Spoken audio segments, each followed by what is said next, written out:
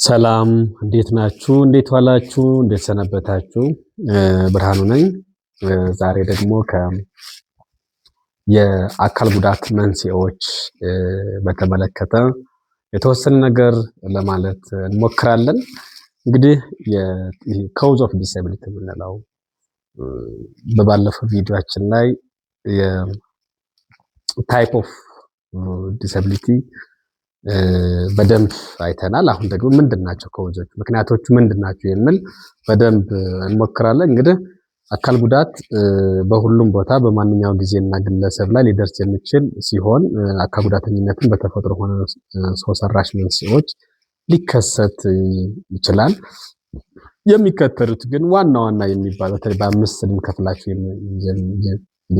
የምንችልባቸው ዋና ዋና ምክንያቶች አሉ። እንግዲህ ለአካል ጉዳት ዋና ዋና መንስኤዎች ብለን ለማንሳት ያህል እንግዲህ እንሞክራለን። እንግዲህ የመጀመሪያውን አንደኛ የአካል ጉዳት መንስኤ የምንለው ከወሊድ በፊት በእርግዝና ወቅት የሚከሰት ይሆናል። ይሄ እንግዲህ በእርግዝና ጊዜ የሚያጋጥም የምግብ እጥረት ማልኒትሪሽን የምንለው ጎጂ የሆነ የአልኮል እና ጎጂ የሆኑ ልማዳዊ ድርጊቶች የመሳሰሉ የአልኮል ተጠቃሚነት ማለታችን ነው። እንዲሁም በእርግዝና ወቅት የሚፈጠሩ ኢንፌክሽኖች ይኖራሉ።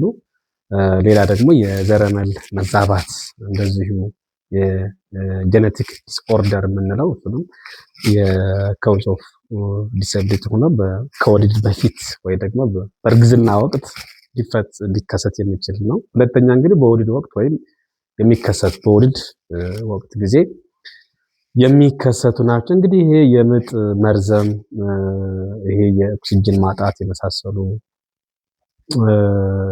ደህንነቱ ባልተጠበቀ ሁኔታ ከጤና ተቋሞች መውለድ፣ በአዋላጆች ቸለልተኝነት እንዲሁም በማዋለጃ አገልግሎት መሳሪያዎች ምክንያት የሚፈጠሩ የጭንቅላት እና አካል ጉዳት ናቸው ማለት ነው። እነኚህን በወሊድ ጊዜ ከሚከሰቱባቸው ምክንያቶች መጥቀስ ይቻላል ማለት ነው። ሌላኛው እንግዲህ ሶስተኛ ላይ ከወሊድ በኋላ የሚከሰቱ ምክንያቶች ናቸው። ይሄ ተላላፊ በሽታዎች ላይክ የፖሊዮ፣ ማጅራት ገትር የመሳሰሉ በሽታዎች ይኖራሉ።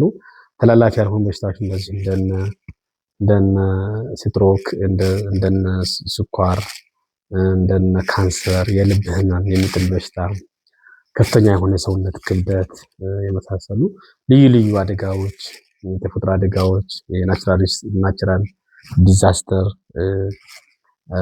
የመኪና አደጋ ዛሬ ደግሞ የመኪና አደጋው እንደምታዩት አክሮስ ዘ ወርልድ እንደኛ ሀገርም ብዙ አደጋ በየቀኑ እየተከሰተ ነው የሚገኘው። ይሄንም አንድ ምክንያት ነው።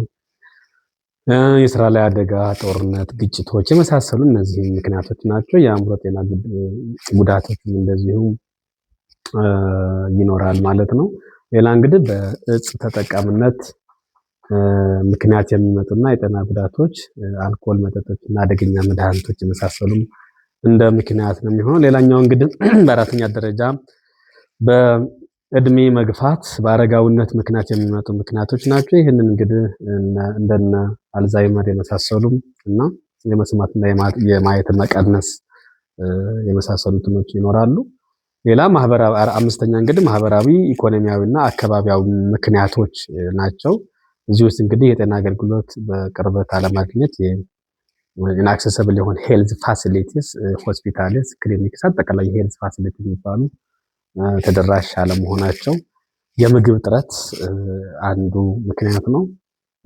ፖቨርቲ ድህነት የምንለውም ሌላኛው ምክንያት ነው። ምቹ ያልሆኑ የስራና የመኖሪያ ሁኔታዎችም እንደዚሁም የስራ ቦታ የመኖሪያ ቦታ ምቹ እና ተደራሽ ካልሆነ እነዚህም ሌላ ናቸው። እንግዲህ ቴክኖሎጂን ያላግባብ መጠቀምም ቀላል የማይባል ለምሳሌ የስክሪን ቆይታን አለመገደብ፣ በጣም ረጅም ጊዜ ስክሪን ላይ መቆየትም ራሱ ኮዝ እንደሆነ ነው።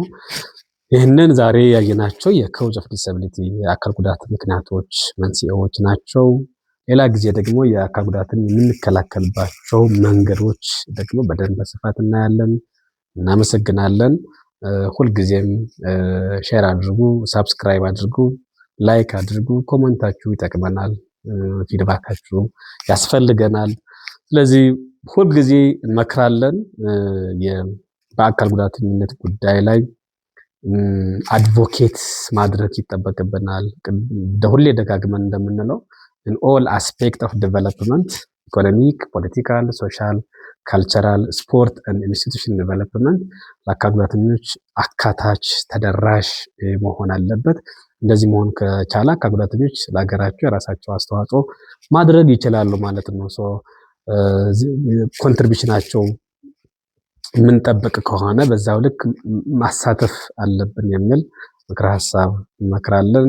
እናመሰግናለን።